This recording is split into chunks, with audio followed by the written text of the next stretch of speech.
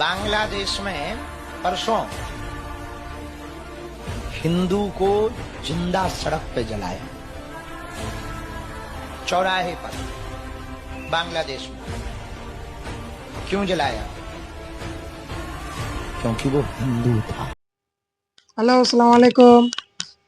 3-4 दिन पहले ये घटना हुआ है बांग्लादेश में। एक हिंदू भाई को जिंदा जला दिया गया है बीच चौराहे पे।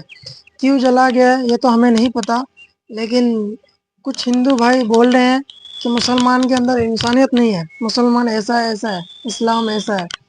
तो मैं उन भाइयों को बोलूँगा, जब तबरेज़ अंसारी को एक पिलर में बांध के उसको मारा गया, उसको जय श्री राम बुलवाया गया, फिर उसको मार के काट काट के बॉडी को उसके घर पहुंचा दिया गया था, तब आप नहीं बोले थे कुछ?